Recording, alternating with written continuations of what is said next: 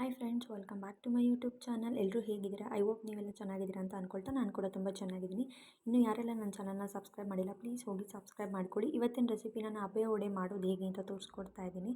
ಮೊದಲಿಗೆ ನಾನಿಲ್ಲಿ ಒಂದು ಬೌಲ್ನ ತೊಗೊಂಡು ಅದಕ್ಕೆ 1 ಕಪ್ ಆಗುವಷ್ಟು ಕಡಲೆಬೇಳೆನ ತೊಗೊಂಡಿದ್ದೀನಿ.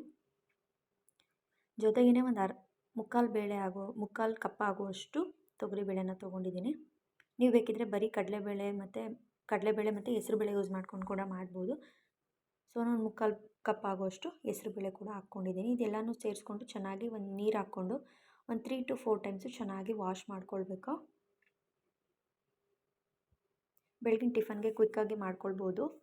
ಸೊ ನೋಡಿ, ಈ ಥರ ನೀಟಾಗಿ ನೀರು ಹಾಕ್ಕೊಂಡು ಒಂದು 2-3 ಸಲ ಚೆನ್ನಾಗಿ ವಾಶ್ ಮಾಡ್ಕೊಳ್ಬೇಕು. ಇದನ್ನು ನೀವು ನೈಟೇ ನೆನೆಸಿಟ್ರೆ ಮಾರ್ನಿಂಗು ಮಾಡ್ಕೊಳ್ಳಿಕ್ಕೆ ತುಂಬ ಈಸಿ ಆಗುತ್ತೆ. ಫುಲ್ ನೀರನ್ನ ಹಾಕ್ಬಿಟ್ಟು ಓವರ್ ನೈಟ್ ನಾನು ಇದನ್ನು ಇವಾಗ ನೆನೆಸ್ಲಿಕ್ಕೆ ಇಡ್ತಾಯಿದ್ದೀನಿ, ಸೋಕ್ ಮಾಡಿ ಇಡ್ತಾಯಿದ್ದೀನಿ. ಇದ್ರ ಜೊತೆಗೆ ನೀವು ಕೆಂಪು ಚಟ್ನಿ ಅಥವಾ ಕಾಯಿ ಚಟ್ನಿ ಕೂಡ ಸರ್ವ್ ಮಾಡ್ಬೋದು, ತುಂಬ ಚೆನ್ನಾಗಿರುತ್ತೆ.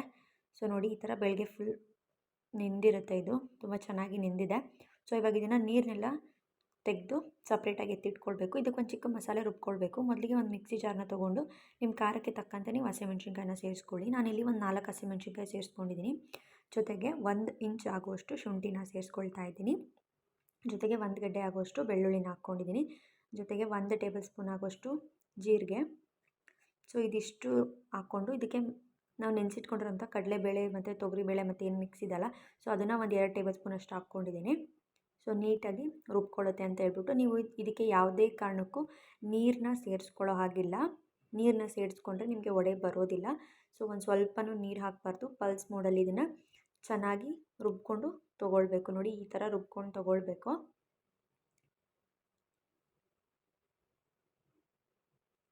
ಯಾವುದೇ ರೀತಿ ನೀರನ್ನ ಸೇರಿಸ್ಕೊಳ್ಬೇಡಿ. ಮಾಡೋದಂತೂ ತುಂಬಾ ಈಸಿ ಆ್ಯಂಡ್ ಹೆಲ್ತಿಗೂ ಕೂಡ ತುಂಬ ಒಳ್ಳೆಯದಿರುತ್ತೆ. ಸೊ ಎಲ್ಲನೂ ಈ ಥರ ರುಬ್ಬಿ ಎತ್ತಿಟ್ಕೊಂಡು ಅದಕ್ಕೆ ಇವಾಗ ಕಟ್ ಮಾಡಿ ಇಟ್ಕೊಂಡಿರೋಂಥ ಕೊತ್ತಂಬರಿ ಸೊಪ್ಪು, ಕರಿಬೇವಿನ ಸೊಪ್ಪು ಆ್ಯಂಡ್ 1 ಇಡಿ ಆಗುವಷ್ಟು ನಾನು ಸಬ್ಸಿಗೆ ಸೊಪ್ಪು ಕೂಡ ಸೇರಿಸ್ಕೊಳ್ತಾ ಇದ್ದೀನಿ, ಚಿಕ್ಕದಾಗಿ ಕಟ್ ಮಾಡಿ. ಇದ್ರ ಜೊತೆಗೇ 1 ಮೀಡಿಯಮ್ ಸೈಜ್ ಈರುಳ್ಳಿನ ಚಿಕ್ಕದಾಗಿ ಕಟ್ ಮಾಡಿ ಸೇರಿಸ್ಕೊಂಡಿದ್ದೀನಿ. ನಾನು ಇದಕ್ಕೆ ಉಪ್ಪು ಆ್ಯಡ್ ಮಾಡಿದ್ದೀನಿ.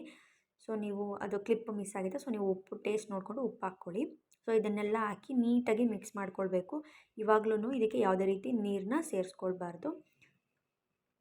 ಚೆನ್ನಾಗಿ ಇದನ್ನು ಮಿಕ್ಸ್ ಮಾಡ್ಕೊಳ್ಬೇಕು. ಸೊ ನೋಡಿ, ಈ ಥರ ನಾವು ಯಾವ ರೀತಿ ವಡೆ ಮಾಡ್ತೀವಲ್ವ, ಕಡಲೆಬೇಳೆ ವಡೆ, ಸೊ ಅದು ಸೇಮ್ ಅದೇ ಥರನೇ. ಬಟ್ ಇದನ್ನು ಡೀಪ್ ಫ್ರೈ ಮಾಡೋ ಹಾಗಿಲ್ಲ, ಇಡ್ಲಿ ಪಾತ್ರೆಯಲ್ಲಿಟ್ಟು ಬೇಯಿಸಬೇಕು. ಸೊ ನೋಡಿ, ಇದು ಇಡ್ಲಿ ಲೈನರ್ಸ್ ಇಟ್ಟು ನಾನು ಇದು ಮಾಡ್ತಾಯಿದ್ದೀನಿ.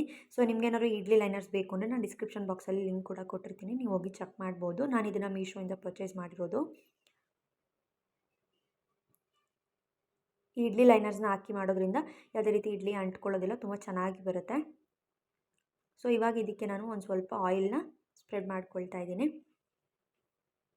ಕ್ವಾಲಿಟಿನೂ ಅಷ್ಟೇ, ಇದು ತುಂಬ ಚೆನ್ನಾಗಿದೆ, ಹೋಗಿ ಬೈ ಮಾಡಿ. ನಾನು ಡಿಸ್ಕ್ರಿಪ್ಷನ್ ಬಾಕ್ಸಲ್ಲಿ ಲಿಂಕ್ನ ಕೊಟ್ಟಿರ್ತೀನಿ. ಸೊ ಇದಕ್ಕೆ ಇವಾಗ ಆಯಿಲ್ನ ಸ್ಪ್ರೆಡ್ ಮಾಡ್ಕೊಳ್ತಾ ಇದ್ದೀನಿ. ಆ್ಯಂಡ್ ಇದು ಯೂಸ್ ಮಾಡೋದ್ರಿಂದ ಇಡ್ಲಿನ ನಮಗೆ ರಿಮೂವ್ ಮಾಡಲಿಕ್ಕೆ ಅಂದರೆ ತುಂಬ ಈಸಿ ಆಗುತ್ತೆ, ಯಾವುದೇ ರೀತಿ ಇದು ಅಂಟ್ಕೊಳ್ಳೋದಿಲ್ಲ.